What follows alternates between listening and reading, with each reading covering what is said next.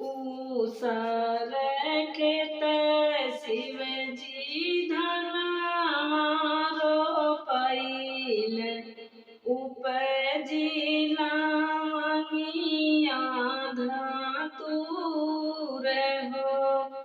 ऊसर खेत शिव जी धनवा रोपैल उपजिला मंगिया धतूर हो। एक मुट्ठी भांगिया सुरु की शिव जी लाइन हो। दिहानी गौरा दे के हाथ हो।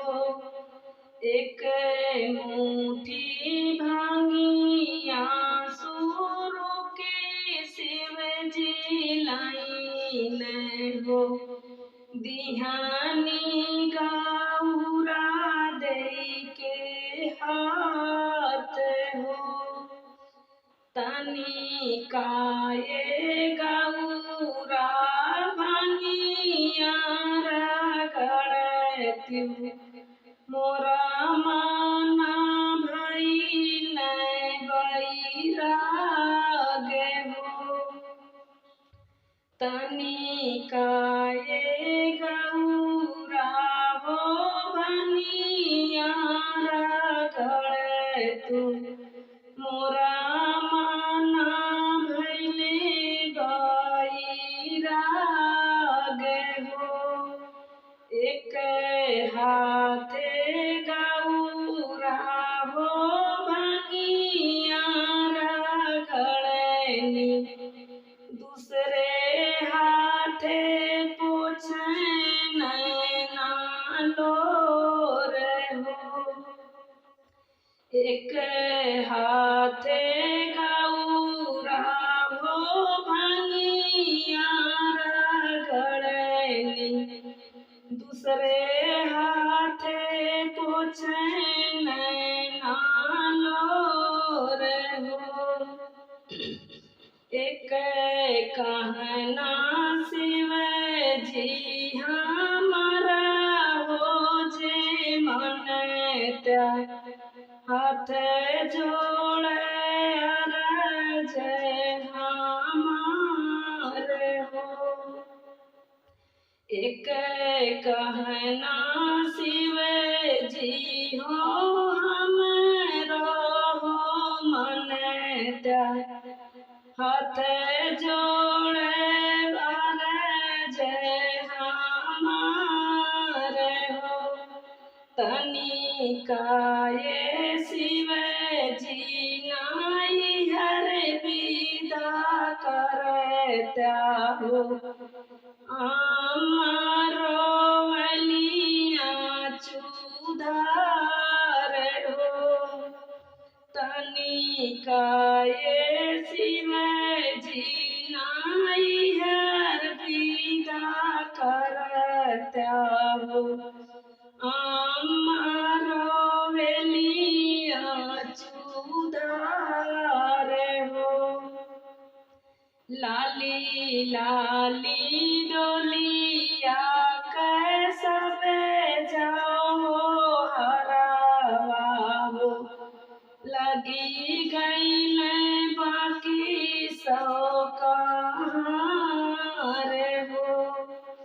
लाली लाली डोलिया कैसब जाओ हरावा हो। लगी गईल बाकी सौ कहार हो। रुका रुका डोलिया हो रुका रुका कहारा हो।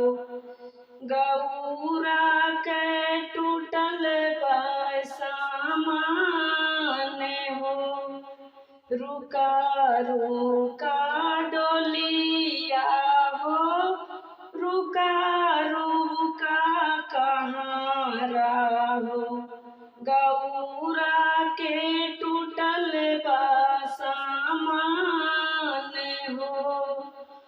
ससुरा के दुख गौरा नैयर जाई ना कहिया हो। केहू दुख हरिहन तुहार हो। ससुरा के दुख गौरा नैहर जाई ना कहिया हो।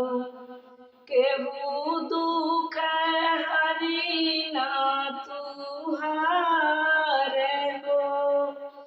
अम्मा से कहा बूता फूटी फूटी रोई है हो। भाभी से कहा लो ना जाए हो। अम्मा से कहा बूता फूटी फूटी रोई है हो। भाभी से कहा लो ना जाए हो। भाभी से कहा बूता हंसी में उड़ाई है हो। केहू दुख हरि ना तुहार हो। भाभी से कहा बूता हंसी में उड़ाई है हो। केहू दुख हरि तोहार हो। केहू दुख हरि ना तुहार हो। ससुरा के दुख नैहर जाए ना कहिया हो।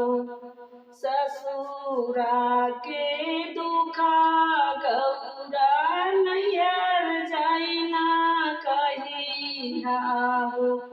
इज्जत रखिया हमार हो। ससुरा के दुख गौरा